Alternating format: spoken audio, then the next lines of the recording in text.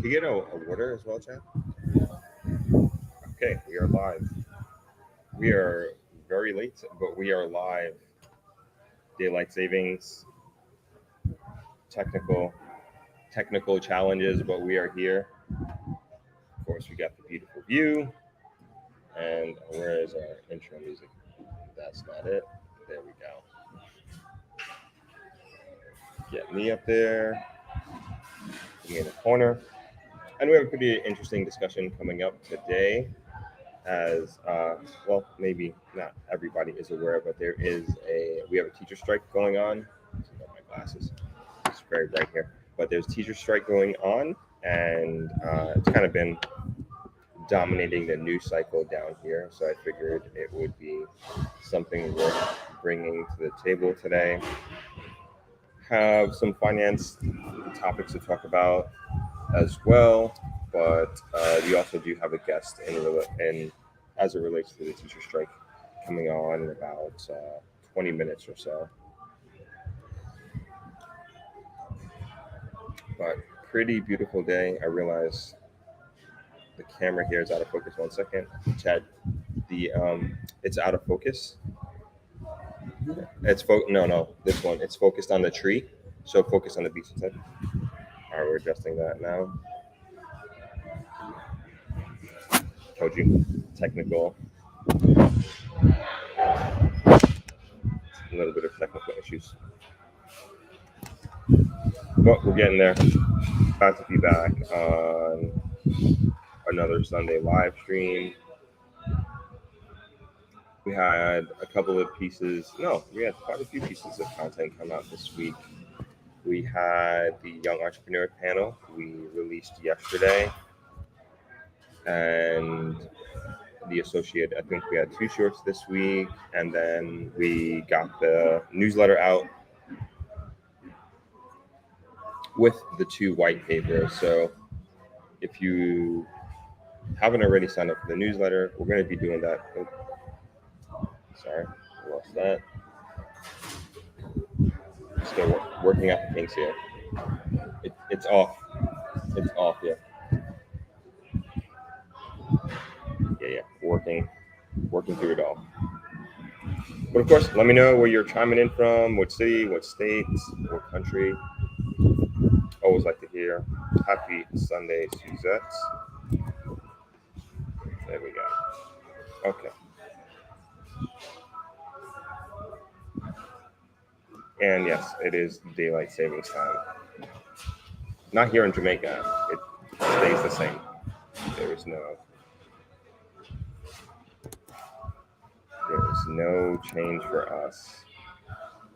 I know a few years ago they were considering like changing it to the East Coast daylight savings time, but I don't know what happened to that.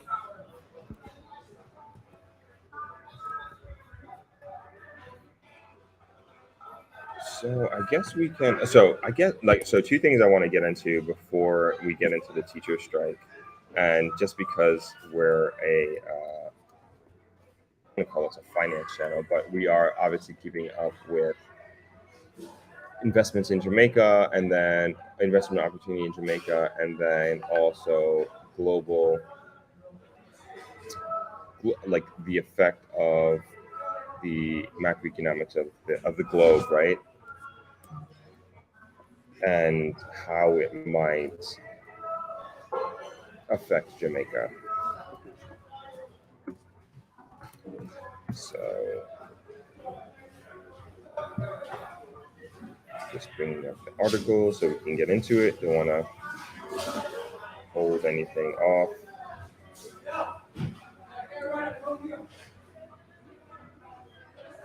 All right, so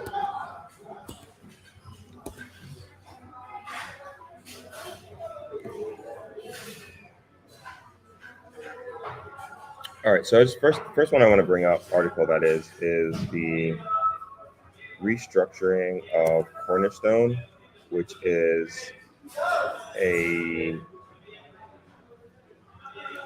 investment company here in Jamaica. So let's go through that real quick. We've got about 15 minutes before our guest comes on.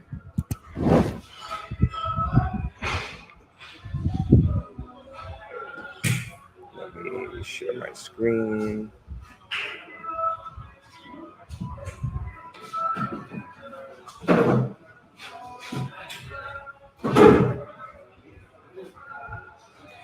I feel like this is gonna go down a different rabbit hole, and I think we need to go deeper. So you know what? We're gonna go into this after our guest comes on, because I don't want to rush it.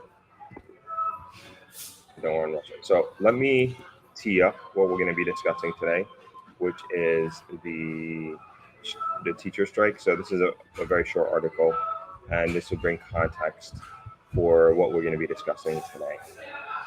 All right, so this is from Nationwide Radio. Title of the article is, let me share it in the comment section here. Title of the article is Not Backing Down, Teachers Warn of Continued Strike Action Amid Wage Standoff. And this came out on March 8th, 2 days ago.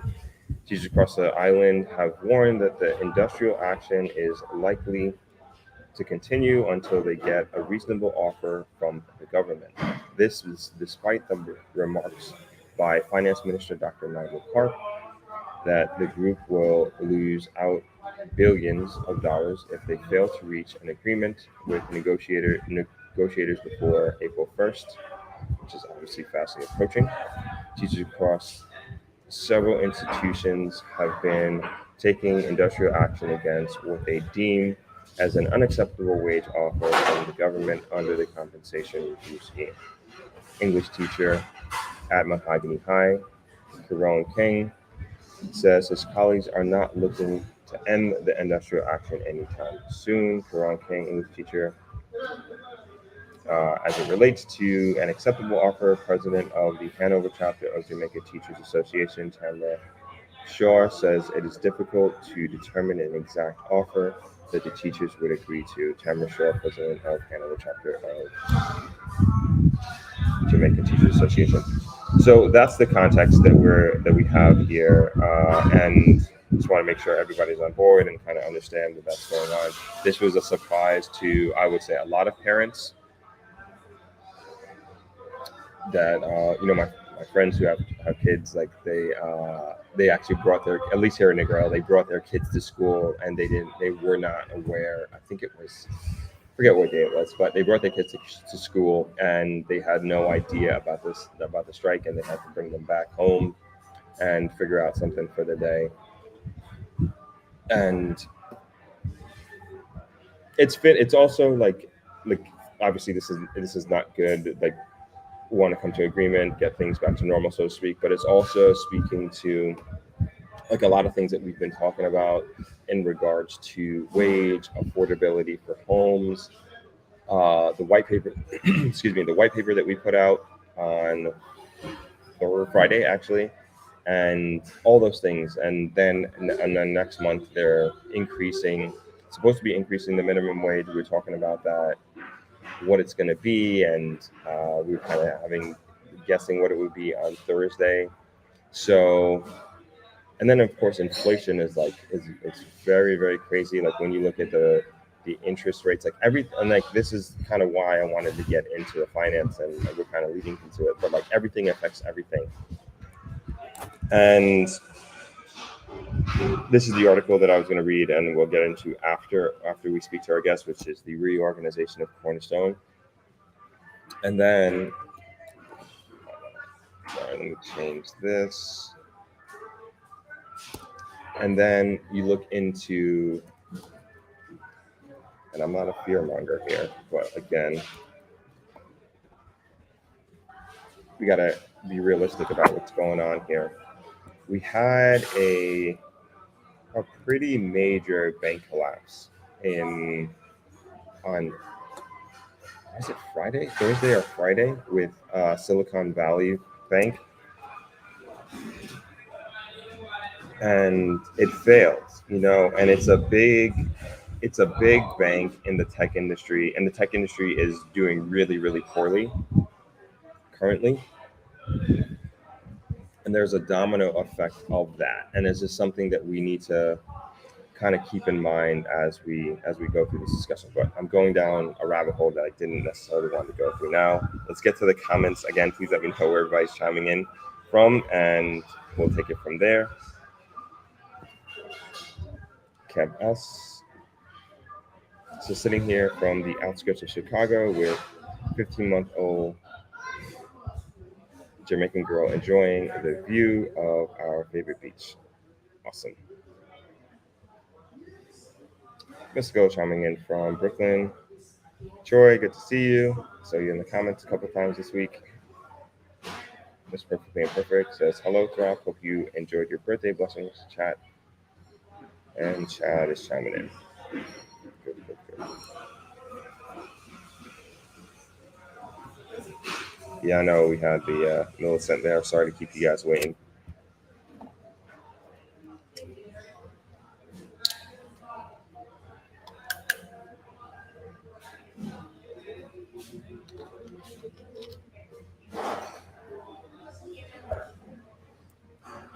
All right, we actually have our guests on early. I see him in the waiting room here.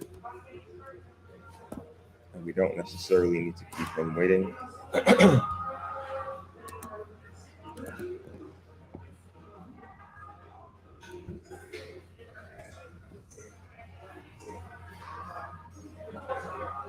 All right, so the guest that we have is Mr. Andrew Patrick Rose, and he's a teacher, has been a teacher for 33 years here, and he's a member of the Optimist International.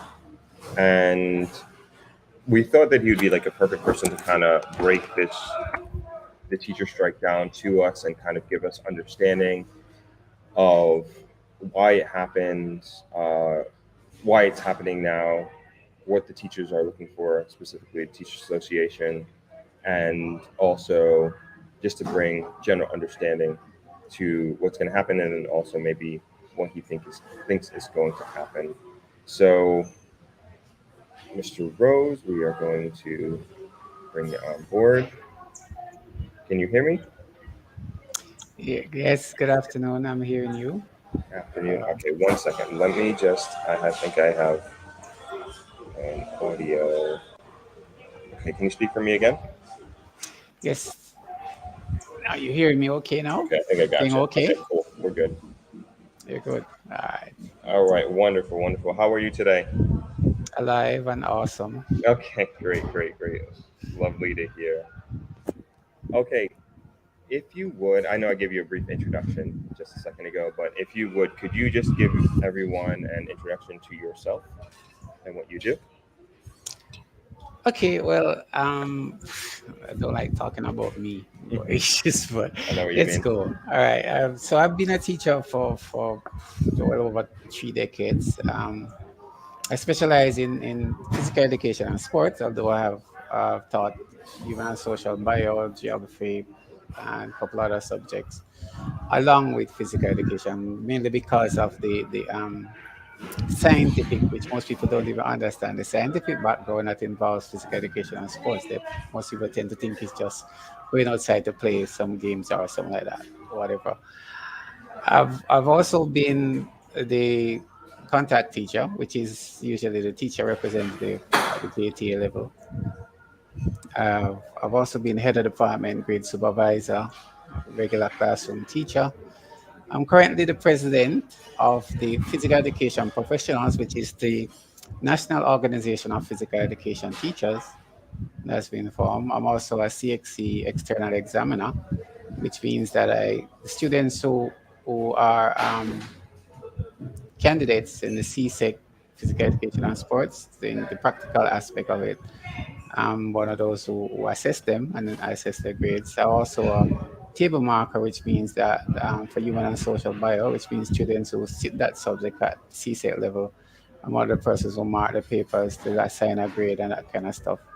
And of course, my philanthropic side is that I do stuff on my own to help others. As a teacher, it seems to be one of our little calling that we always seem to help others. And I'm a member of Optimist International, which is one of the top 4 organization in the world that gives back, along with Kiwanis, Lions, and others like that. And so served 2 years ago as Lieutenant Governor for the Caribbean District, which includes countries like Jamaica, Cayman Islands, St. Lucia, Trinidad and Tobago, Barbados, Antigua, Anguilla, and stuff like that. And of course, I'm currently the chairperson for the TriStar Sports Committee.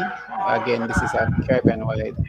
And of course, I just really enjoy teaching and interacting with people.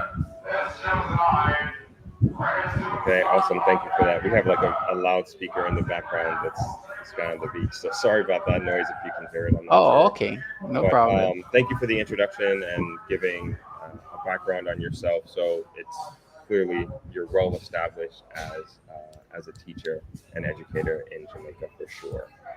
Nice. And I guess let's hop right into it. Can you just give us a background as to why specifically the teacher strike is taking place now? Okay, so one of the things that the government or employers, for the most part, the vast majority of teachers in the system are employed by the government of Jamaica. And so the government being your employer are the ones who pay you. And there are always conditions of service that are attached to any employment. And the government has decided that not just for teachers, but all public sector workers, they would like to restructure the way you are compensated. And so just over a couple of years ago, probably in 2017, 2018, they commissioned Ernst and Young to do a study as to what would be considered fair remuneration of a person as a starting point to get to where it is that you think you should go in order to transform the system and to make persons are adequately compensated. Of course, teachers are saying that we, along with most other public service unions, that we should be paid a minimum of 80% of what is the current market in the private sector because of the work that we do. Not necessarily going to happen. So the government last year or a year and a half ago decided that they wanted to bring everybody together at one time to negotiate because everybody, all the unions had different time frame with which they negotiated and signed the contracts, right? And so they wanted to have everybody at the same time. So they kind of brought everybody into mostly a 1 year contract and in one or two cases a 2 year contract that ended in March of 2022. Right. So at the start of the new financial year, everybody would be now negotiating to be compensated. But one of the things that happened is that the government literally held the cards to their chest in terms of what it is that was in this compensation restructure that you are going to give to persons. And most of us did not, we got a brief outline, which had no, it's almost like you gave us the ribs of something without any meat or anything on it, and you kept all of the flesh to yourself or whatever it is. So you got all the thing. And we're saying we needed to know what really was involved in this. Most of that information was not forthcoming until I think October last year. So we basically started how many months then when the actual contract period should have started, which was April 1. So you're already behind the eight ball in terms of when it is that you're, so you're already losing money because you're not being paid this money and you're still being paid at your previous contract rate. So when we actually got the information, most persons were saying, well, this really doesn't fit into what we really do. And if you're going to really pay us adequately, and then we need to top this up, right? Of course, the process got dragged out with the back and forth. And sometimes it took a while to respond and everything else. And eventually it got to the point where most of the things that we submitted in our wage claims were agreed to. But there were two areas that we felt that in particular that could be more could be done. And that was in terms of lecturers and the trained graduates at the secondary level and primary level and the lecturers who are at the tertiary level. These are the areas where you have the bulk of lecturers or teachers at that level. So the bulk of your employment um, cohort is there, and we felt that we were being inadequately compensated, and so they wanted to the government to top it up, and of course the teachers had a minimum um, compensation idea in mind, and so we kind of stick out for that as best as possible. Of course, the government in all the last few negotiations offers that they made never came to what the teachers were expecting, and so the teachers generally started to show their displeasure at what the offer was, and what I must point out specifically is that these were not actions that the Jamaica Teachers Association, which is a union representing most of the teachers, asked for or endorsed or said that should be done. These were all basically spontaneous action by individual schools or group of schools or teachers within schools that started these sit-ins and other protest actions to voice or show their displeasure of what the offer was and to ask for an improvement in particular areas. So just a couple of questions. So one of the main things from October you were saying is that there's been like a lack of transparency, On the part of the government, yes, right, with what's included in the packaging. correct. And is the compensation that you're looking for, is it mainly monetary compensation or is it benefits as well? It would include benefits. I guess the major thing would be your monetary benefits, but there are other areas that we feel needed to be addressed. I'll give you one example. There are some areas that are considered remote by where they are located, where the schools are.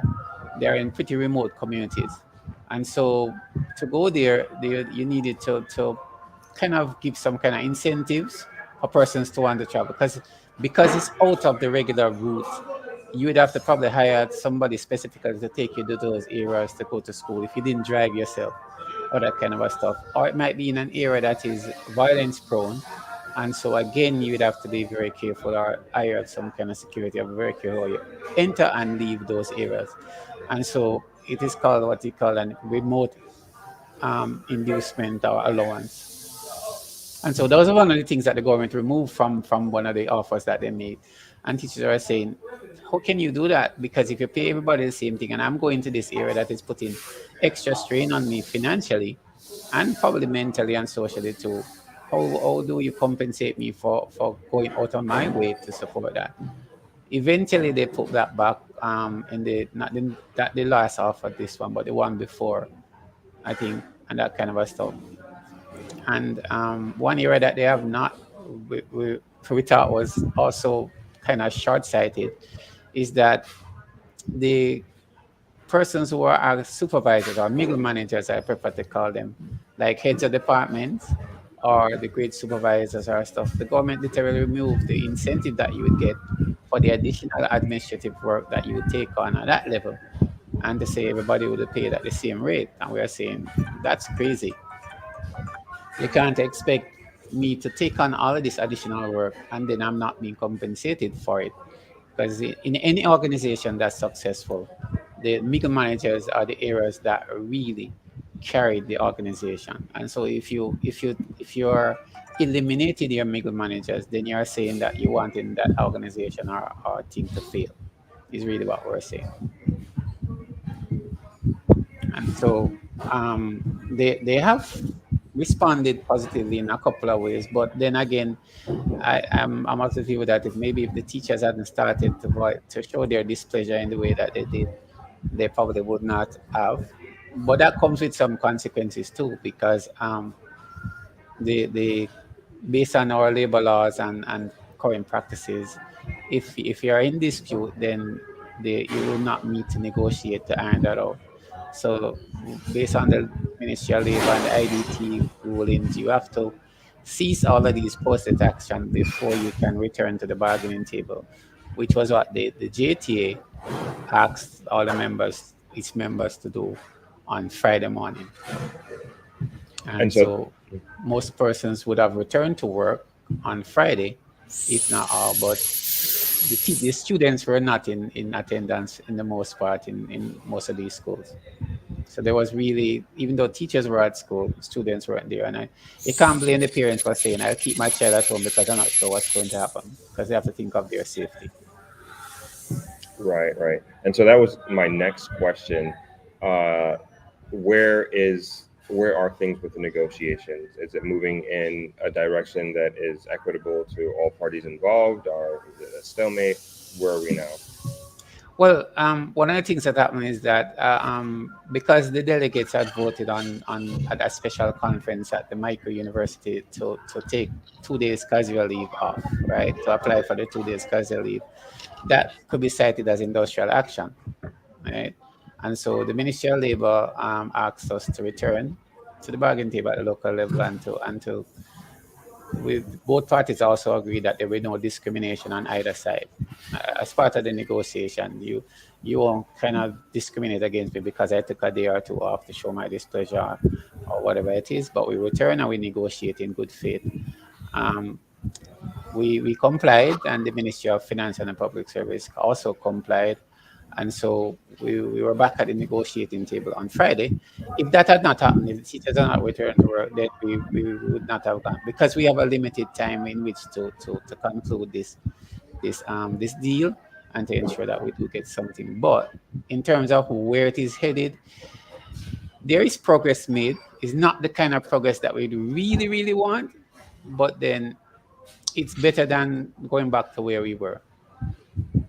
And one of the things that I'm very cognizant of, and I'm not sure how many of my colleagues are, is that the Financial Management and Audit Act does stipulate that if monies, especially like salaries or so, are not paid in this financial year, then they can be carried over into the immediate following financial year. And so we would probably not get those monies until 2024, 2025 financial year. And we would not likely get all of it.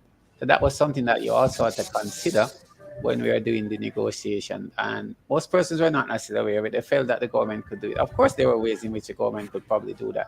They could probably have said that we'll give you all of this money that is outstanding for this year in good faith, as a sign of good faith, and we continue negotiation with it. But I personally didn't expect them to do that because if you have a big stick, then you probably want to beat somebody with it. I guess because to the person with the hammer, everything after a while becomes a nail. I guess that's probably when you're in power. Power can sometimes corrupt, and it can cloud the way you see things and how you do things. But you forget where you were and just focusing on where you are now as a person in power. So it's progressing. It's not where we want it to be, but I think most of us feel that it's better to build a foundation now. Not saying that we're going to accept, because if you can push and get something more, then you're going to do it. So I'm really not sure what is going to happen, but I feel that most persons is about probably 50-50 will say, okay, let's take this and then ensure that in the next round of negotiations coming up in another 6 months to a year, we really ensure that we build on this foundation that we have established. So do you think that there possibly could be another strike in the next 6 months to a year? Well, so to be clear, technically there is really not a strike. Right. There It's really not being a strike. So it's been protest mhm, actions, yes. gotcha. In the sense that people will go to class and they will sit. And you're not teaching, right? So you sit. So if I'm there, I'm sitting in. But part of the reason for doing this is that you need to ensure that the students who attend school, because there are a couple of other laws that govern your actions as teachers, right? And so you need to ensure that when the child is there, the child does not come to any harm. Because as a parent, if you're a parent and your child goes to school and you hear that he's injured in any way because of teacher negligence, you are not going to be pleased. And you're going to be very upset at that. So we are very cognizant of that. So one of the things that we say is that somebody must be sitting in the classroom to ensure that the child maintains safety regulations and doesn't cause himself any harm or undue injury and that kind of a stuff. So you're sitting, you're not teaching your subject. And then it wouldn't have made any sense anyway, because a lot of the students were not in school. So if I started a new subject or topic, I'd have to probably go, not probably, I would have to reteach that subject. That's more work for me. So why would I punish myself for doing something else when I could have somebody else do it? Wait until they're all there, then I teach my sub topic and that kind of a stuff. So yeah, strike is probably a last resort, really a last resort, and we know we have the power to shut down the system, but like everything else, it comes with our consequences. Because whether it's positive or negative, there are always consequences for actions that you take. So you gave us a pretty good understanding of how we got here, why we got Mhm. here. Mhm. Um, how do you personally feel about this? Personally,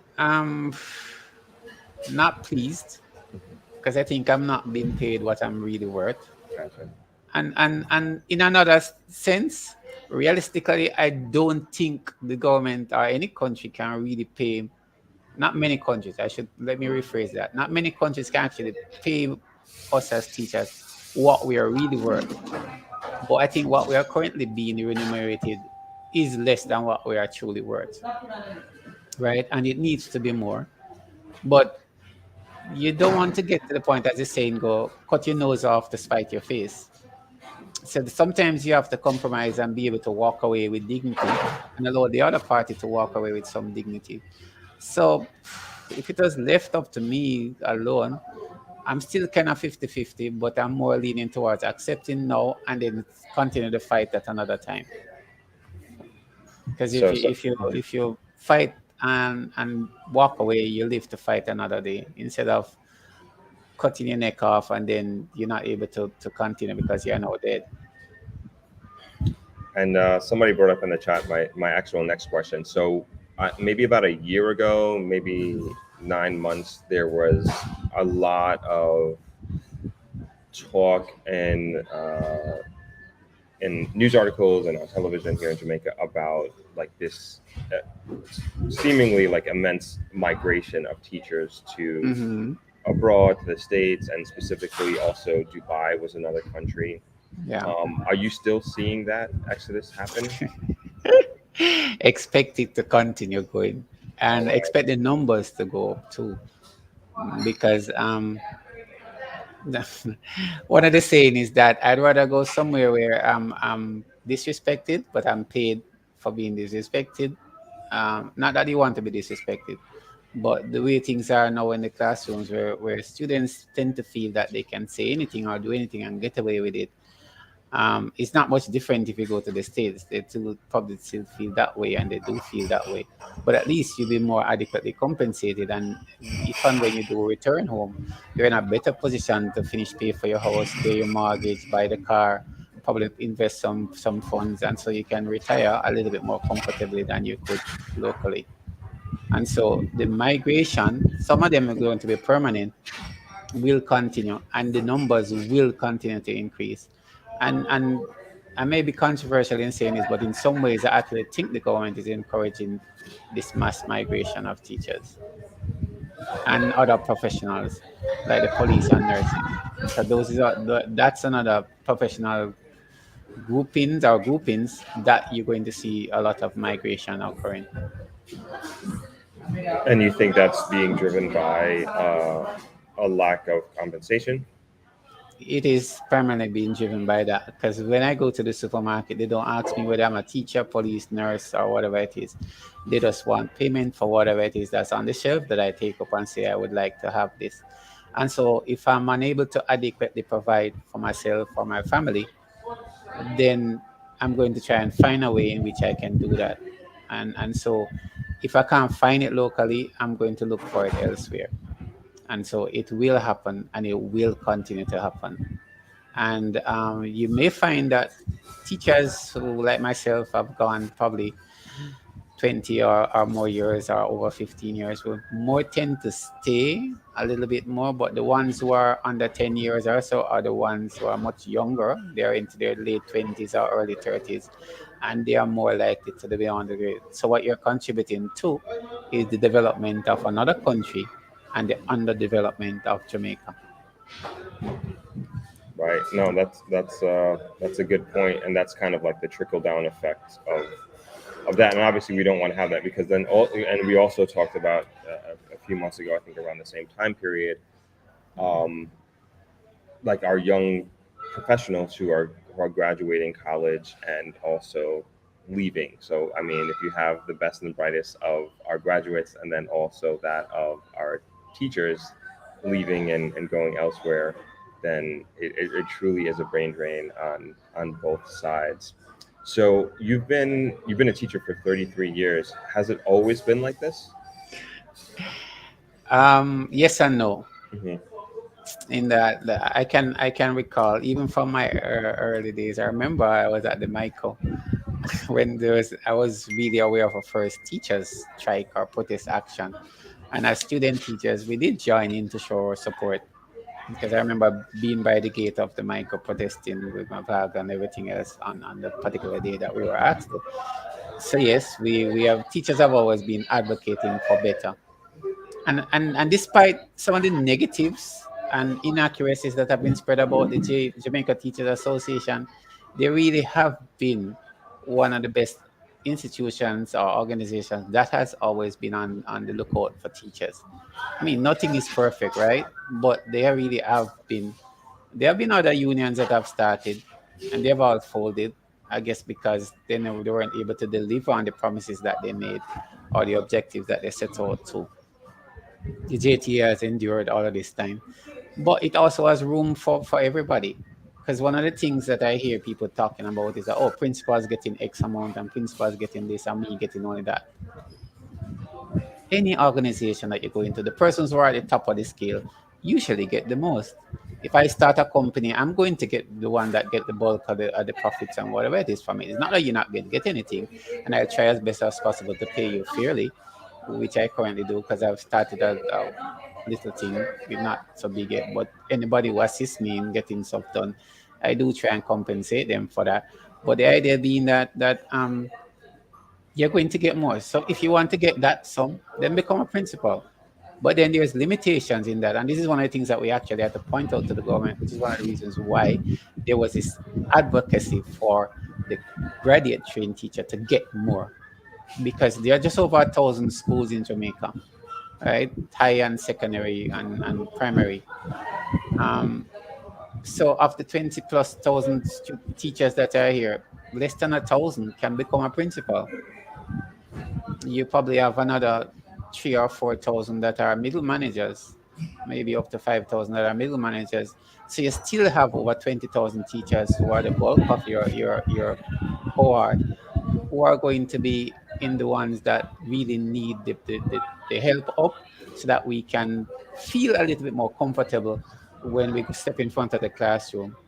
And again, I should point out that teaching is probably the only profession where 90% of your work is done outside of your workspace. Hmm. Good point. Yes. Good point. Excellent. So we need to be compensating for going into my personal space and to do things. And don't tell me that we are unpatriotic. That's one of the myths. That's a nice way of putting it. That's been perpetuated out there.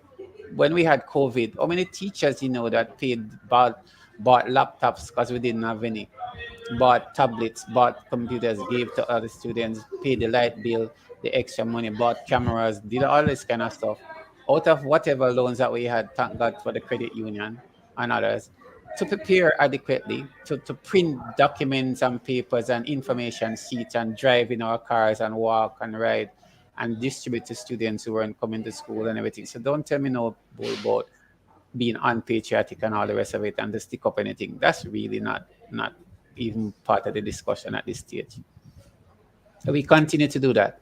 Personally, for the last 10 years, I've paid for students every single year to sit CXC and other examinations are key out of whatever it is that. Oh, do I do that? I start saving at the beginning of each year, probably $1,000 or whatever it is. You can put it back and you put it on the investment account at the credit union, and then you draw it at the end of the time where you know it's coming down to October that they need to be able to pay. And you help, because what I'm trying to do is make the future better, not for me, because I've already lived my future for the most part, but for the others who are coming after. And if you can leave the world a better place than when you found it, then you will have contributed to the development of your country. No, absolutely. And I could tell you, and from my own personal experience here in the grill, with what I've seen the teachers do during the pandemic, and absolutely they've gone above and beyond. They brought their own their own devices and making sure that they've even given the kids credits for their phone because Yeah. they didn't have internet, and Yeah. keeping up with the WhatsApp teaching during that time. So there's no doubt the commitment is there, and that's kind of crazy. Maybe I'm not in the loop, but I never heard of people or the accusation of teachers being unpatriotic. I think that's a really, really I've heard unfair it. assessment. That's ridiculous. That's ridiculous. Because, like I said, Absolutely ridiculous. I've seen you all as a cohort go above and beyond. I know you mentioned before that mostly it's the younger teachers who are going abroad. Is that Hmm. something that you have considered in the past or even now to seek Yes, I have. opportunities outside Jamaica? Okay. Yes, I have, and it's still not off the table as yet necessarily. Again, because of all this that is happening, it makes you wonder why should I bother to continue at this stage? What's in it for me? And once you start thinking that way, then we're in trouble. And so I could tell you this: if I was probably 20 years younger, I would have gone already. There would have Really? been no hesitation. But Wow. because I've gotten to the point where I'm closer to retirement than to continuing, it takes a little bit more thought and stuff as to what I'm going to do. But I've seriously considered it, and I'm still considering it. And so if what I think is the right opportunity does make itself of what you call it now, avail itself of, I will take it. Probably would And at this stage. do a lot of your colleagues feel that same way? Yes. And the challenge that we have with this, and which is probably something that probably the government and maybe the nation is not seeing, is that it takes you a minimum of about 5 years to really become a teacher. Because when you just start, you probably don't even know the content well. You also need to get to understand yourself, how it is that you come across, the little things that you do, little nuances that will make the students want to listen to you and to try and learn, and to how do you reach them. And every year you get a different cohort and they all behave differently. So every year you have to be mentally adjusting as to what you do and think. But in during all this time, you're learning, and so you start putting together all of these little notes and stuff and telling yourself how it is that you can do it. So if you're going to find that all your younger teachers who are under 10 years are leaving, you're constantly going to have to restart the process. And then the older teachers are going to get to the point where we are going to get tired of doing it. Because currently I'm mentoring teachers, not just at my institution, but at others across the island, because I'm part of a mentoring unit, um, that a national mentoring association. And so we help other young beginning teachers, as you call them, to get acclimatized and to understand what it is that they need to do and how it is that you can become better at what it is that you do. It takes time.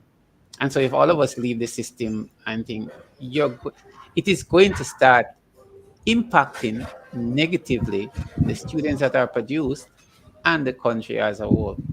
And so people really need to take side of the long-term effects and not focus too much on the short term. So even though, and this is one of the catch-22 situation for us as teachers, because you really do want the money, right? And teaching is a calling. So at all time, you're thinking about what happens to the students. And it's something that persons who are not teachers will never really understand. Why do you do it? Why do we do it? I really don't know, but it must be some kind of divine intervention that gets us to this stage, because it takes more than just the money to keep us Hmm. going. It really does. And so when we get to the point where we tell you, look, we're done and we're not doing this anymore, don't come give me no flimsy compensation package and tell me that it's adequate and I should take it. You're disrespecting me. Yes, and we don't want that. But we're at Right. the same time, we're not going to disrespect you. But just give us something that and get it too. We do understand the economic situation and Hmm. the plight that the country is in. And so we're not going to ask you for an arm and a leg, but we can take the fingers or two from one of the arms, and that's fine. Yes, so if you hang on to us and give us a nice little hook, we'll stay there, and you keep pulling us up, then we're fine. But if you keep just letting us all and free fall, it's really not going to help. Not going to help you as a government eventually. Hmm. And sometimes I honestly think that government, not I don't know which one, I can't tell you if it's this current one or the previous one or the ones in the future. But I do feel that they prefer to have people who are undereducated because it makes it easier to manipulate them. Oh, really? That's my personal view, yes. Wow. Because if Mhm. you're unable to be a critical thinker or somebody who utilizes your ability to reason through, analyze, and come up with conclusions, then you're going to be relying on somebody else to tell you what it is that they feel, and then this forms your opinion and judgment instead of you reading through all the information, listening to, and then coming to your own conclusion based on your experiences, knowledge, and your reading of the situation. And so they just wait for every 4 or 5 years, and everybody run and dress up with their impy skimpy, whatever it is, and make up organize, and you get food to eat for as long as the election last, and then after that, for the next 4 years, you're starving. How does that make sense? So to me, and we've discussed this at length on this channel, the challenges that we have as a country, in my Mhm. mind, my personal opinion, it literally all comes down to education. All can be solved through education, right? And so if we like the more educated a person is, like the better decisions they are going to make as an individual. And we talked a lot about the choices specifically that young people have to make. Mhm. And I think to an extent as a society we may not be happy, and I'm generalizing here, of course, Mhm. happy with the direction that many of our young people, specifically our young boys and young men, are going in. And it's just, it's simple to say, but like, imagine if we could increase our literacy rate by 10% and also the the rate of high school graduates. I mean, Mhm. right across the board, you're going to just have a smarter society making better decisions. There's going to be and hopefully like an increase in innovation, entrepreneurship, and young people. And I'm not even challenging the ideology of young people, like why they're leaving Jamaica to go abroad, and these are mostly young Mhm. college graduates, and they feel they have a better opportunity. And my channel is really an advocacy for having Jamaicans to stay here and Jamaicans abroad to come back and Mhm. to invest here and to be here to help build the country.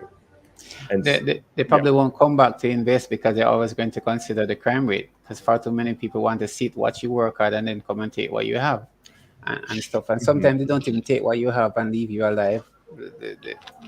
Because of their reasoning ability, they probably want to kill you because of whatever, and just take whatever they want and then go without being like, okay, maybe not that I'm encouraging them to do it, but you could Mhm. come back and get another $10 and you continue. And I Uh, don't deny that that's happening. And my messaging with that is like, it's like there's you in my mind you have to kind of take that on in two ways, right? So mhm. the violence and the crime is happening at a rate that is just completely unacceptable, period, point blank. Correct. But at the same time, on the other side of that coin, you do have these multinational companies and even individuals of financial stature that are continuing to invest in Jamaica at levels that we have never seen before. True. And so it's like it's a hard thing to say, because and I always I look at it as like they understand, like these individuals and these companies, they understand that we are in a teething and growing process. And it's not like a situation, and I won't name countries, but like there are other, specifically South American countries, that are going through the like high levels of violence that is seemingly random and seemingly it could happen to anybody, right? But there Right. is, and like at least from what I understand, there's like you're not seeing like a clamp down or a process in place to like their respective governments like handling Right. it and dealing with it. And I do believe that the government here is taking it seriously.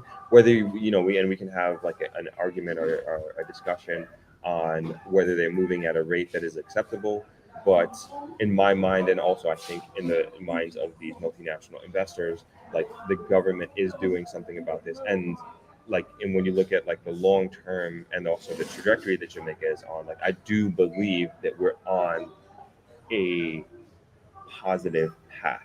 like if you look at like say, don't look at it like Jamaica and year or 6 months, but look at where Jamaica has come in the last 20 years, or maybe even longer than that. It's not. I agree with you. I agree with you. We are, if you look at all the, or what I would refer to as the macro indicators, they're all Yeah, pointing in the right directions. Yes. But what we call, what I refer to as the table issues are still there. How do I put food on the table? How do I eat? How do I pay bus fare to go to work? How do I pay my light bill? How do I yeah, pay my telephone, my internet? All that kind of stuff. It's still very, very relevant. And not just for teachers, but for just about everybody. The part of the challenge too is that even though I think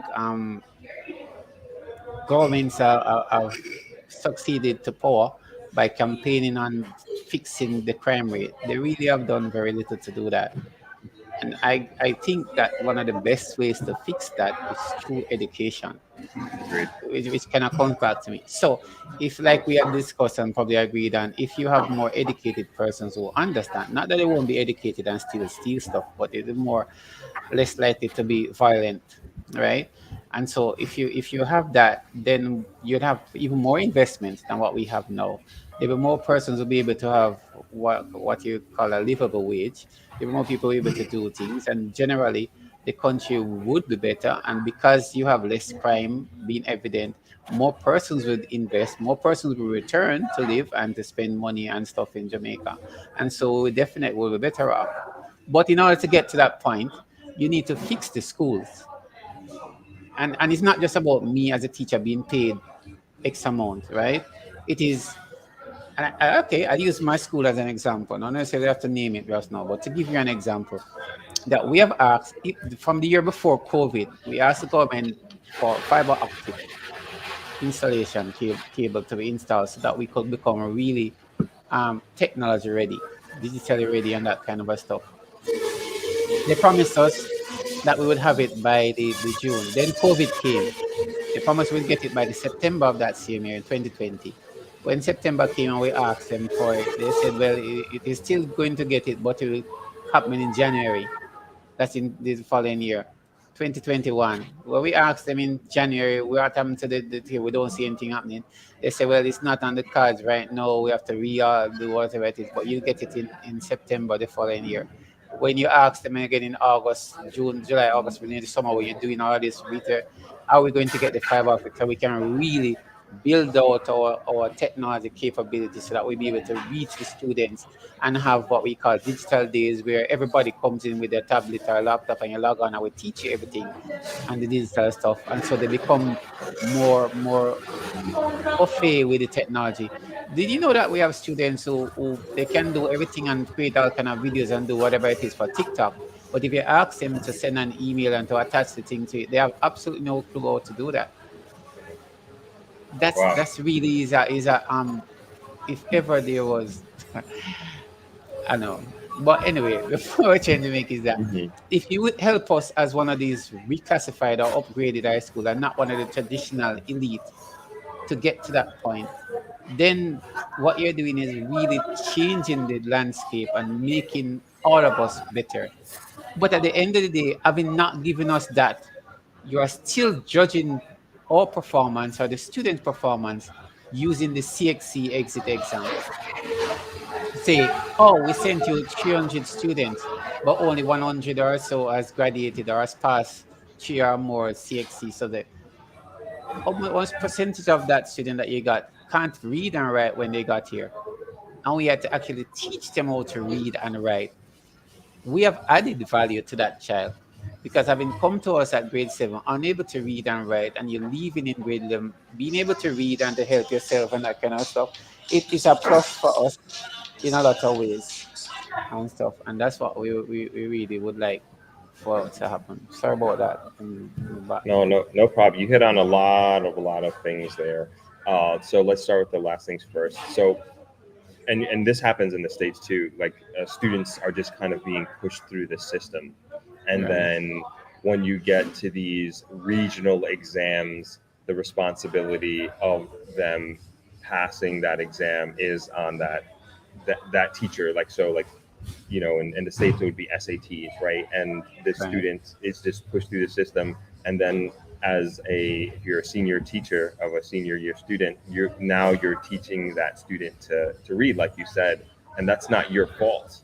No, That's it's the fault of the system being pushing these students through. And so my question is, like we understand this as like this is a big a big issue, like our students being pushed through. um and I always say, like, you can I think it's going to take like an administration to say we're doing this 20-year investment mm-hmm. for in education or whatever it is, like a long-term investment, but it really is going to come down to somebody sacrificing their political term. I think, in my mind, that like who can say, like, because you're not going to see the results of investing in education in one term, No, and you're not. it's a long term play. And I don't necessarily have the specific answer to that, but I do know it's going to take the thinking of someone to look at it from a 10 to 20-year perspective and invest in that way. And I do believe, like, even you're talking about the fiber optics, like and investing in the school. And I look at, like, and this is not necessarily schools, but this is Mm-hmm. this the like an example that, like, I always think back to, um, like a country, like looking at Germany. I forget. I think it was like in the 80s. They decided to invest in. They wanted to get better in soccer, right? And Mm-hmm. so they started investing in the infrastructure of soccer. So yes, they had football fields. They had more football fields. They invested in the football field, but one of the main things that they did, they invested in the roads to the football fields. So Correct. that was a problem of, like, the young people getting to these soccer fields, these football fields. Sorry, I'm using that word interchangeably here, but these young people were having challenges going there. And, like, this is the type of investing that you have to think about, like getting the kids to school, getting them food, so they're not learning on empty stomachs. Obviously, their Or trying uniforms, to their learn. books, while trying to learn, right? And so all these things, this is like what I think about when I think about investing in education. And then, of course, the compensation for the teachers as well. And I don't know who's going to do it. I don't know when it's going to happen or how it's going to happen. But again, like, that is like the only way that I see it. It can happen. The government has to. I give you one example. Some years ago, under the previous government, I think Dr. P. Phillips was the Minister of Finance then, and he made concerted effort to try and turn around the Jamaican economy and economic outlook. The the next election they lost, and the incoming government continued that program, Mhm. which meant that they can do what they want to do, which is where we are now. Because if that hadn't started under the previous government, all of it bounced back from the COVID and everything else, that foundation would not have been there for somebody else to build on and to achieve. So if you can make that investment for the financial side of it, why can't you make that investment for the education side of it? There are a couple of ministries that I think should not be politicized: education, Agreed. health, agriculture. Agreed. Those should be, you pick the best persons to do them. And all that happens is that the Ministry of Finance and the public service just gives you the money or whatever it is that you need to ensure that the program that you set in place happens. Yeah. And you're held accountable. So if I give $20 and you're supposed to do something with the $20, I want to see the returns on my $20 at the end of the time that you said that you had to do whatever it is that you set out to do. So it can work if they are serious about it. But then, if when we're talking about national security and people don't even want to meet because you're on different sides of the political fence to come up with solutions, how are we going to solve the problems that we have? I don't matter whether you're PNP, JLP, or no P. At the end of the day, I'm a citizen of Jamaica and I need to be guaranteed safety and everything else as outlined in the constitution of this country. And if I go to work and I want to teach the students, how can I teach when they come to my class? and I want to show them something that if they see a picture or a video of it, it will make for better understanding. But I'm unable to show it or to post it on the class wall and say, "Go look at this," and then come back to class tomorrow and tell me about it because they are unable to access it. But if you invest in education, as you said, with the infrastructure, ensure that the schools are properly fenced and walled, that we have enough classrooms. Because one of the things that we have is that at the primary school, which is really where the challenge uh, exacerbates itself, is that there are classes with up to 50 students, one teacher. Oh, How can one teacher be teaching 50 students and expect to positively impact all of them? Literally impossible. But the ratio asks for 1 to 25. But the government is going to tell that we don't have the money to do it. Oh, well, yeah. My school, we've asked for 10 classrooms so we could come off shift. We never got them. We decided that we're going to find a way to make it possible for ourselves. We had to utilize rooms that you would normally do um, technical drawing and metal work and carpentry and other stuff as classrooms in order to be able to facilitate that, we found innovative ways to ensure that when those classrooms are being occupied, the teacher is always there. And if no teacher is there, then it doesn't happen because you know that if you leave the kids in there, they're going to destroy all these equipment that are inside there and everything else. So we found a way to make it happen. Of the 10 classrooms, additional classrooms that we asked for, how much did we get? One, two, three. Now tell me, we still have classes with 40 students in it. It's not practically possible for you to impact all of those students positively because they are going to be those who just slip through the cracks and then they are the ones who come out and be a menace to society. So if you're really serious about education, fix the roads, fix the transportation that kids don't have to take these taxis or whatever it is and run them to the risk of being kidnapped and killed after being pepper and discarded or whatever it is, all that kind of stuff. Fix those infrastructure, give us the classrooms, and then last of all, although we would prefer it be the first in some cases, pay the teachers well, and so we can go out and not worry about what we have to do, and then we will be able to make a better country through education. It's a simple fix, but like I said, it's going to take the political will to be able to do that, and both parties have to commit to saying that this is what we're going to do and we're going to sign on to this, just like how they sign on to fixing the financial side of things, they can sign on to fixing education. If you fix that, you fix almost everything else because you'll be producing persons who are thinkers who will be able to impact in a positive way the growth of your country. What else do they want? We can't really say it any other way. I don't know. no, no, I No, it's been totally, totally agree with like everything that you're saying. And it's such a turbulent cycle, right? Because we have a nonprofit organization here in my family, and we do this tablet program that we teach every Saturday, and we have I think 39 students plus their parents coming to this tablet program here at my family's hotel every Saturday, Mhm. and we teach different life skills to the students and also like specific like yesterday we did math and language, and then we also have life skills and parenting skills for the parents who also come to the class as well. And and this may sound simple, but I'm sure you can relate to this as an educator. But the teacher that we had teaching the main class was he made the point at the end when we were wrapping up that we have that we had two students that were falling asleep during the class during the session, Mhm. and that may seem like, oh, they were tired, but what there are so many more implications that go with that. A student who was asleep for a class on Saturday, like obviously they were up late the night before, Or yeah. not wasn't well rested, wasn't prepared to learn, and to come to this very, in my mind, very important extracurricular activity that is keeping them from idleness on a Saturday morning and early afternoon. They're amongst like-minded individuals. They're in a professional environment in a hotel, and this is like an extra and added, if you will, to going to school, and this is going to further them and give them, in my mind, greater opportunities. And my point in bringing up the example of the two students that were falling asleep is that it goes back to the village. And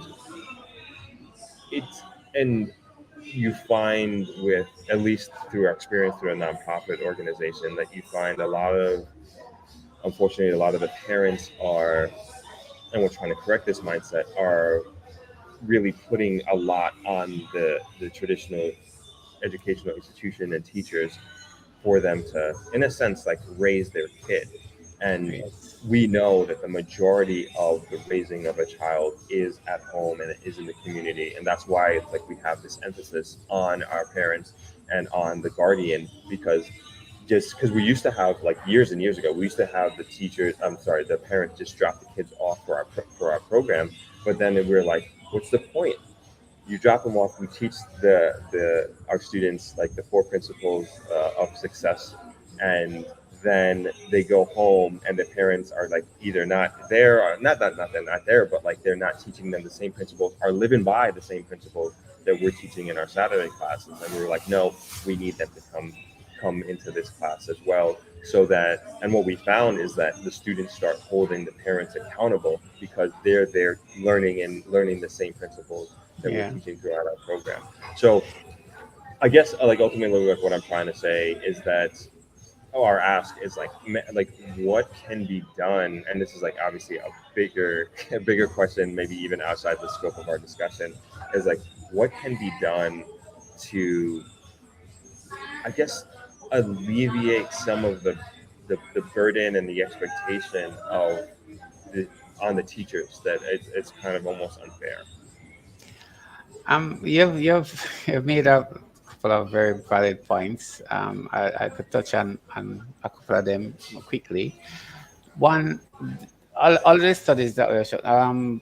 A month ago, I was at this international conference for educators and stuff, and there were several presentations showing some what we call not necessarily best practices, but successful practices that have worked for others.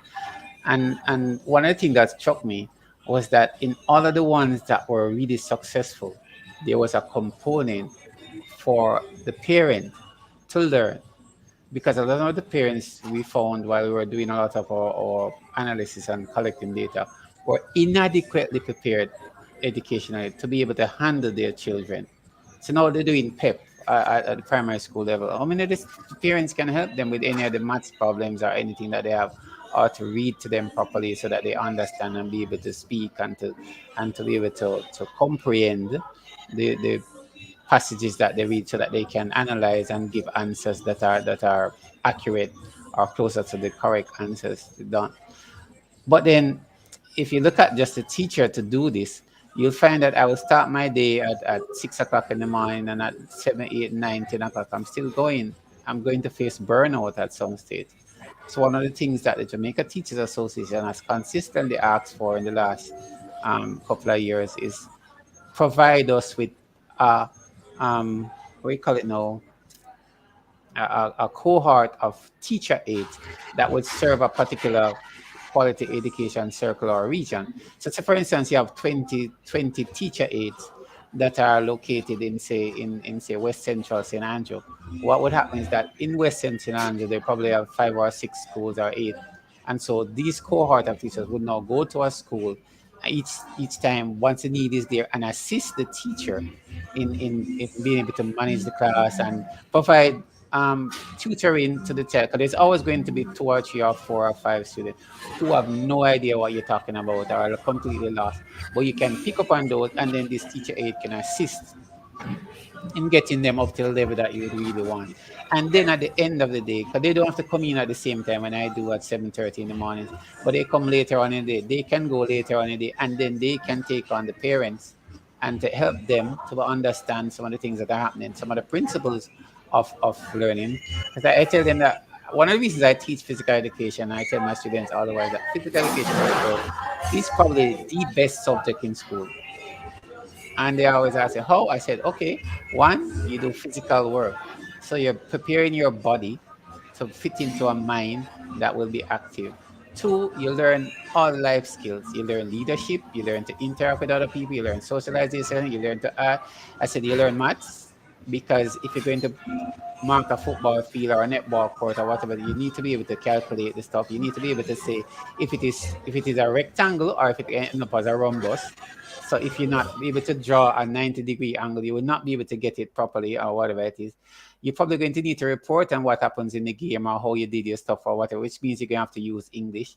If you have somebody from another country, probably Cuba or Guatemala, they're going to speak Spanish. So you get to the Spanish class, or if you go there because you're representing football or netball and you want something to eat, you have to ask for it in Espanol, see? And so you do maths. They asked me how technology work. I said, did you know that all the persons that you see watching football and everything else, we are in our living rooms here. The match takes place in Spain, England, Portuguese, whatever it is, and we are all looking at it. Isn't that technology? Or can you tell me how many passes a particular player made and which part of the field he was on for how many longs or whatever it is? I can stay in Jamaica and coach somebody who is living in Trinidad or Barbados or England or the United States. That's technology for you. So that's how it is used. And every subject that they told me about, I could tell them how physical education and sports relate to that and how it is that you could make it better. And so it's the same thing that you need to apply to the life and the life skills, and how it is that you make sure that the parents are able to help their children to achieve, and also that the child, having learned these basic principles in life and life skills, will now be able to hold the parent accountable and to pass these on to the future generation as you go along.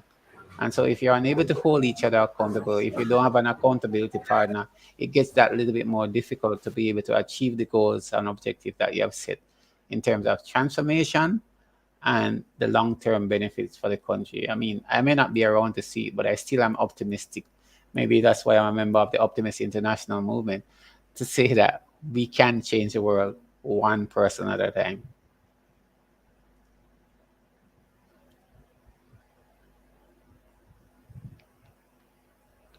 Sorry about I'm that, Rick. I'm not hearing Electricity you. cut off for a second, so I missed your Not hearing last. you. Can you hear me? Yes, I'm Hello, hearing can you you hear me? now. Yes, I'm hearing you now. One sec. Are you hearing me? Okay.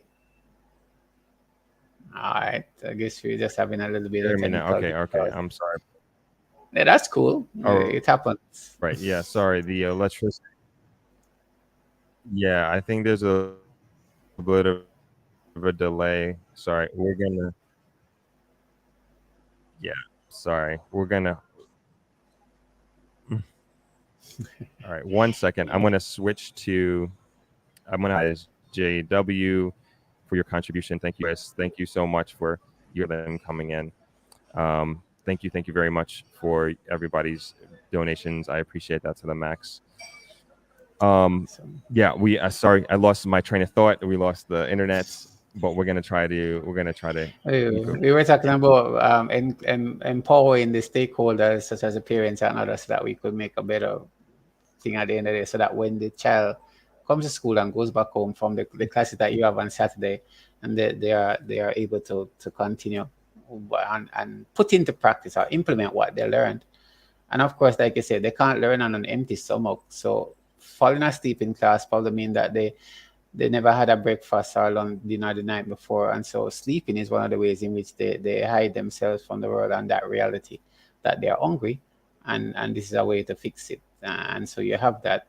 And then there are some other, well, not too nice tales that parents will do in order to earn money. And so the child end up being suffering, having to sit outside all this time while the others are being entertained. And so you come to school the next day tired and really wanting to sleep. You can't focus on learning.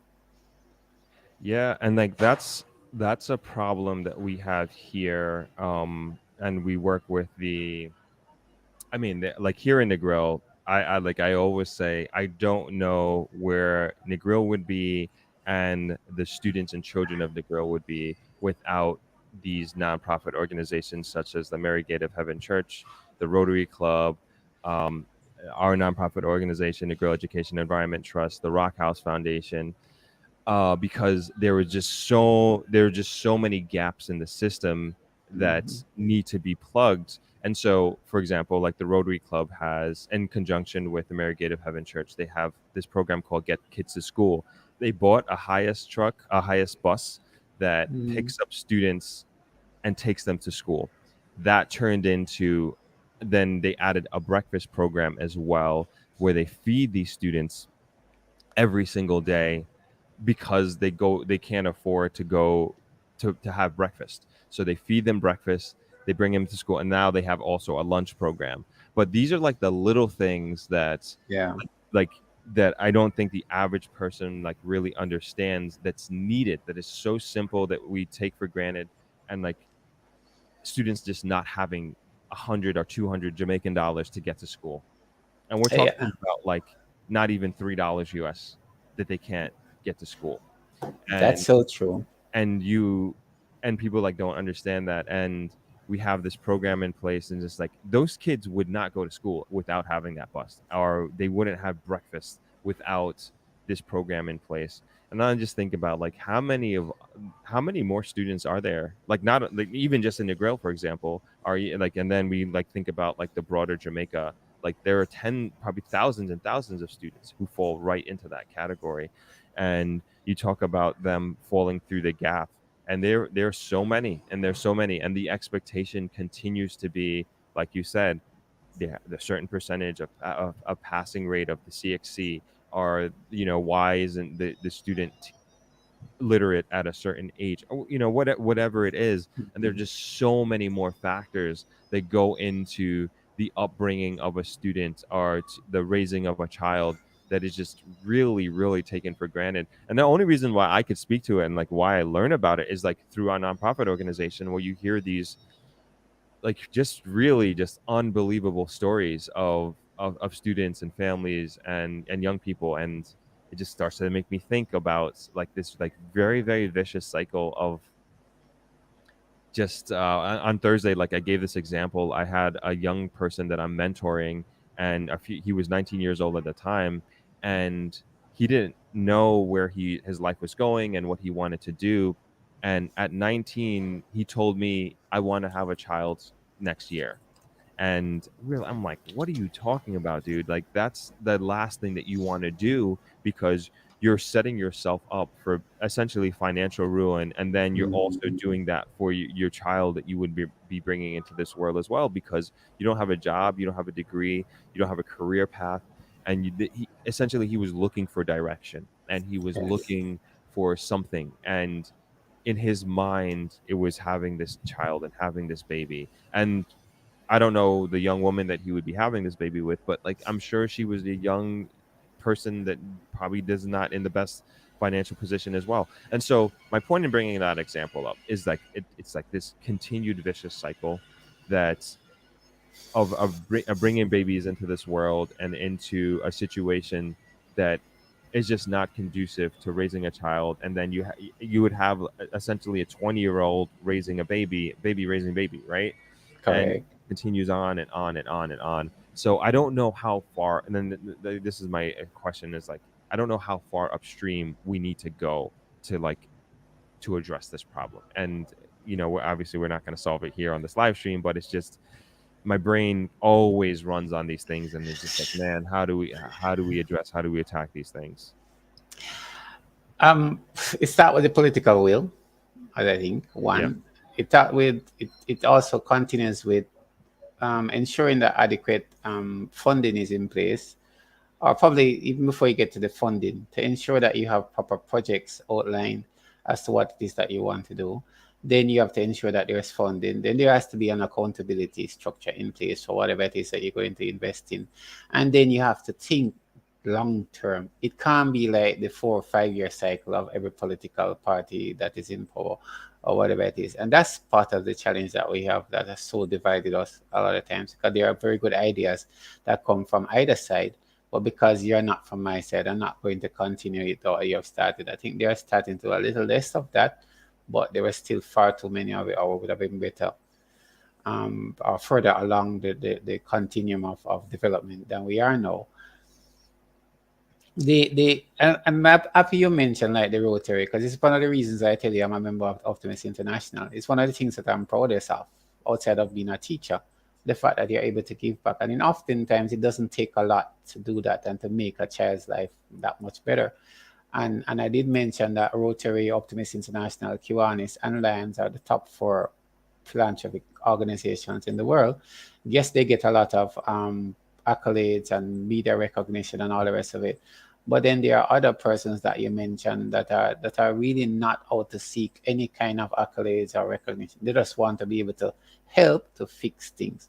And we need to encourage a lot more of those persons to not just help, but you don't have to tell me what you help with, but also hold your political representatives accountable, and all the persons who are corporate, or I call it now exploiters, more accountable. Because, and I say exploiters in the sense that there's still far too many persons who exploit our natural resources, whether it's human or the natural, and or the earth, and they don't give back, or they barely give back anything.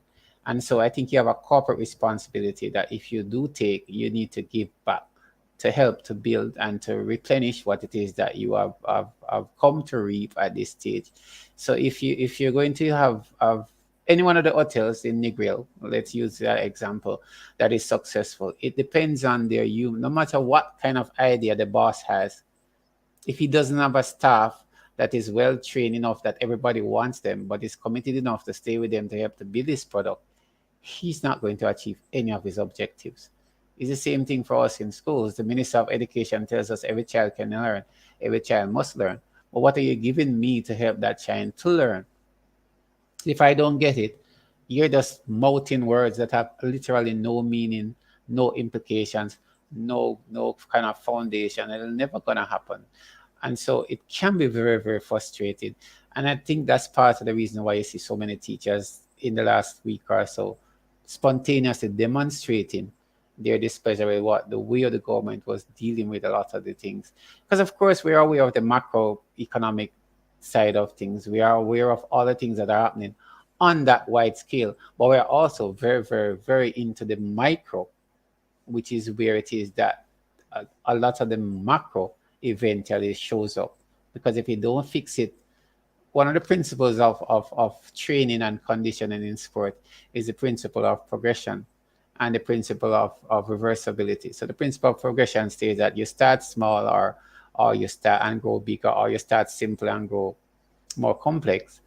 Um, Principle of reversibility states basically that if you don't use it, you are going to lose it. And so the government is underutilizing the resources, the intellectual capacity of its people. And so we are losing it when you have this mass migration of our best minds to other countries to help build them. And then don't tell me about the remittance and how much money come back or whatever it is. I'd rather that they were here impacting the lives of everybody else and making our country the one that would be sending abroad the remittances to somebody else to help them out. Do you I know I think? sound kind of passionate or whatever it is, No, no, no. but in a classroom, that's what No, I come up with. I agree. I agree. We talk about this all the time on this channel.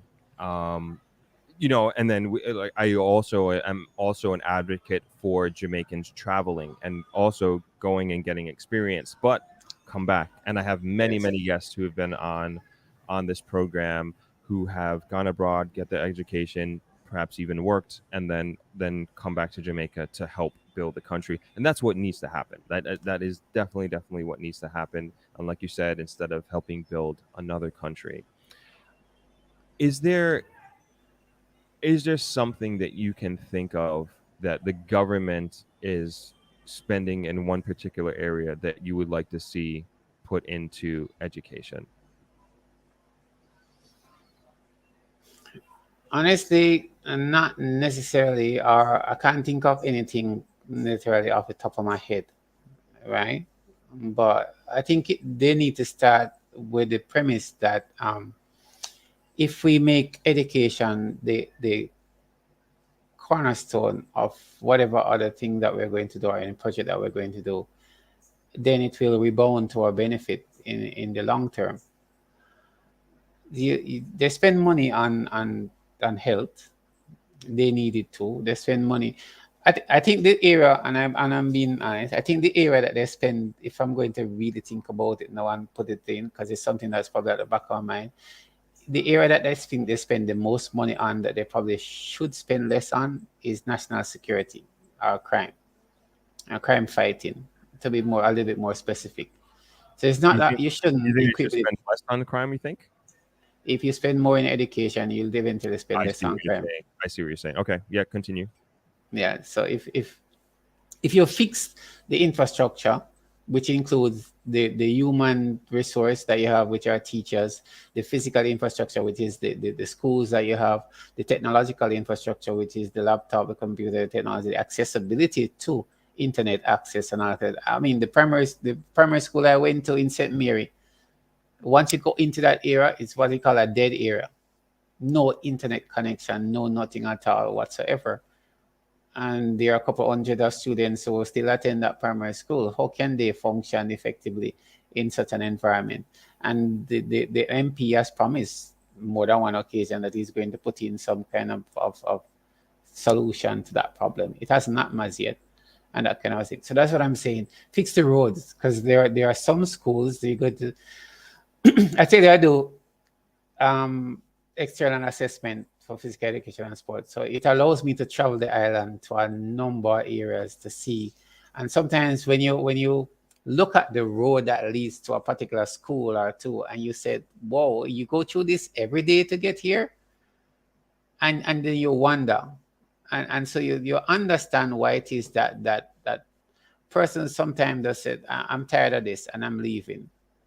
I mean, like I said, I represent my teachers, so a number of my teachers have been sending me their what they think about the offer we should accept or not accept. And sometimes when they call and they tell me like, "Boy, me just tired of this. So if you don't see me September, you know why." I understand, and I can't tell them no, don't go, because I really do know what they're going through to get to this point. And so just fixing the things that we ask for. Just give me the classroom. Just give me enough desks and chairs. Just give me whiteboards so that I can do. Just give me. There's a school that I know of that every classroom has a interactive whiteboard. My school has over 1,400 students. We have two. Wow. We have two. They have one in every classroom, and they have in every grade level there are at least 7 classes. So 7 at grade 7. So 7 6 is 42 classes. We have 6, and we have 40 students per class. We have 2 whiteboards to serve all of them. And if I take a poll right now and ask how many of the students in my class that I'm teaching at the CSEC level has a laptop or a tablet, less than 10% of them will have one or access to it. And those who do have, and you say, "Okay, we're in class and we're discussing something," I say, "Those are your phone. Take out your phone and log onto the internet and check X or Y." "Sir, we don't have no data." It Boy. does make my job a lot more difficult. So now I have to find innovative ways to get that information and then make it accessible to them. So it costs me more as the facilitator of their education to be able to help them to grow. And so if you invest, like I said, but if that child leaves school without a subject, without any kind of qualifications, even though he probably came there unable to read and write, and leave being able to read and write, it doesn't come out in a CXC exit certificate to say that you came unable to read and write. No, you can. They probably have to still find a way, and this is going to cost them more to go back to school to get the necessary qualifications through NC Tibet or City and Guild or some other function or City or come back and do CXC and then be able to do that. The government says that they're putting in sixth form in our schools, and it's so mandatory for them to spend an additional 2 years in school. And we are saying, so where are we going to put them? We're already filled to the brim. You're asking us to keep another 200 plus students here. Where are they going to be? Where do we put them? They can't be outdoors. What if it rains or it gets windy and dusty or whatever it is? How do they learn? You can't keep moving pieces around. So every time a classroom is empty, you fill it with somebody else or whatever it is. Or we take them out of them, say, "Oh, you teach PE. So when them go outside, we can use a classroom." I say, "Okay, so it rains outside. What do I do? Keep them outside in the rain all this time?" when they come back in, where do they do? Stand on the corridors or whatever it is, still getting wet? Doesn't make sense. Really doesn't make sense. So the long-term solution, as you identified, government and successive government have to be committed to a 20-year project of funding education properly and ensuring that we get value for the taxes that we pay every day. Well said. Well said. And it's just like I hearing you talk about all these things, and it's I'm listening to you, and it could it's just very overwhelming, honestly. Like that's what it comes down to. It's very, very overwhelming because we're also, as a nation, we're competing obviously on a global level, and our when the students become grown adults and when we send them off into the real world, it's, can they survive? Are they going to be competitive? Mm-hmm. um, are they put in a fair position to help to grow the country and to take us to the next level? And it's hard, it's really, really, really, really difficult to see, and like hearing you say all these things, and I'm like, man, and like I understand them, like I really, really, really do understand them, and it's Thank you. difficult to take on. um I'm gonna start wrapping up here because I really want to be respectful of your time, and I thank you for taking the time here. I have one question Yes. here in the comments. They say, Athrop, can you ask Mr. Rose if he has any foreign teachers at his school? How are they paid in Jamaican dollars or other? Okay. No, I don't have any foreign teachers at my school. I do have a teacher who is from Guatemala, right? But he's now married to a Jamaican, so he's becoming a naturalized citizen. So of course he's paid in Jamaican dollars. Yes, and so he's making Jamaica his home, even though he still try and travel back, um, at least once every year or so to see his family back home. But no, we have had also an exchange program with persons from Canada. I think it was, I don't remember the name of the university, that they came out and they spent 6 months teaching in Jamaica as part of their internship program and stuff. And that has happened a couple of times. All the program work is that they come, we find accommodation for them, so they usually stay with their family and that kind of stuff. So there's really nobody who actually pays them in foreign currency. So if they are in Jamaica, they are going to be paid in Jamaican dollars. Yes, and so when they leave the Jamaican dollars back here. But there are certain skills that they have that we would love to have in Jamaica, because it can only help to make us better. But the affordability is always going to be the government's cry. We can't afford this, we can't do that.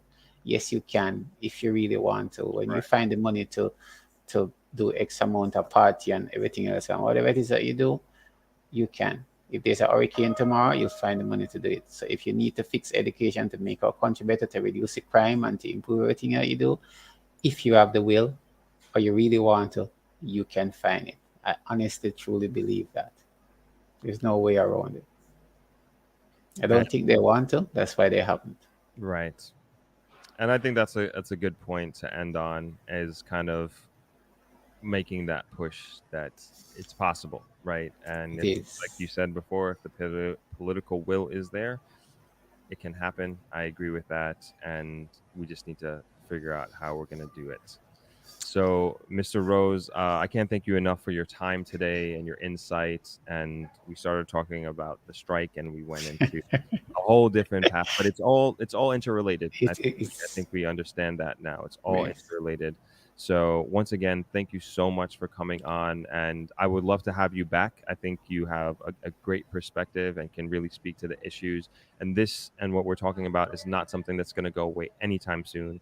And I do want to keep it at the forefront of our minds and to continue to bring understanding to the challenges that we have within our education system and just society as a whole, because it goes a lot further than that. All I can say is thank you very much for having me. It's been a pleasure. And if you really do need me back, I'm really make myself available. Not a Thank you. problem. Awesome. Awesome. I really appreciate Right. that. All right, you enjoy the rest of your Sunday, Mr. Rose, and we'll talk You soon. too. And thanks. And to all your listeners and viewers, thanks for having me. And it's been a pleasure. Awesome, awesome. Take care. Bye bye. Great. Bye. Okay, that was Mr. Rose. That was more than I could have asked for. Really, really, I can't thank him enough for everything that he just gave us and the insight and discussion that we had about not only the teacher strike that's happening. I guess we can't really call it a strike, as he is saying, but the demonstration that's going on, and just I hope it brought a little bit of understanding to everybody in this chat and who's watching this to the challenges that are innate in our education system. And a lot of people, as we talk about crime and like that comes up a lot in the comments of the videos. What about crime? What about this? But like it goes back to education at the end of the day, like in my mind, in my opinion. And I think a lot of the discussion brought evidence to that. And it's just something that we have to make part of the discussion. And eventually, hopefully, like I said, like we were saying, that a political party or political leader like really makes education a 10-20 year plan, and that is hopefully continued from one administration to the next. And the education and health, like you said, becomes non-politicized, and this becomes more of just a priority in respect to building the country at the end of the day. So that was an amazing discussion, and got more than I could have asked for, and I think you all did. Just want to take a second to recognize Suzette for becoming a channel member. Thank you very much. I know you're a Patreon, and now you switched over to being a channel member here on YouTube. Thank you so much. And if anybody else wants to join and become a channel member of the Throb channel, that will be great. And because we do have a lot of exclusive content coming out uh, in April that is going to be unique to channel memberships and also the Patreon. So yeah, either one, we're gonna do content for both. And thank you all for all the donations that you made earlier, Marie, Dorothy, JW. I know I recognized you all earlier, but just want to recognize you all again for your donations. Really, really, really appreciate it. Thank you so much. I know I said I was going to go into some finance talk, but we started late, and I actually have a birthday dinner slash late lunch that I'm going to be going to with my family. And I think we're going to have to cut this short. But what we can do is, like, I can bring this discussion to the Thursday live stream, because we're doing 2 live streams per week, and we can get into the cornerstone reorganization, and then also, I mean, hopefully nothing else happens in the banking system, but the fall of Silicon Valley Bank, which has, I think, is going to have a lot more implications than we think globally. And it happened at the end of the week last week, and there is definitely going to be a trickle down effect, and it's just something that we have to be aware of as we think about Jamaica investing here and what could possibly be those implications. So I am going to cut this one a little short. I mean, we're at an hour and 40 minutes. I know we usually go 3 hours or so, but we started late, and I don't want to be late for my own birthday dinner lunch. Uh, Thank you, Auntie. That's my auntie. Happy birthday weekend. So we're gonna leave it there. Thank you all so much for joining us here. Again, big thank you to Mr. Rose. I thought this was an awesome discussion, and we'll continue the discussion on Thursday during the live stream, and we'll get more into the finance aspect. And I'm sure there's going to be more developments during the week as well. So everybody, enjoy the rest of your Sunday here. Thank you for joining. It's always a pleasure to hang out with you during these live streams. And thank you all for the birthday wishes throughout the weekend. I will see you on Thursday. We'll give you the beach. We'll end with that.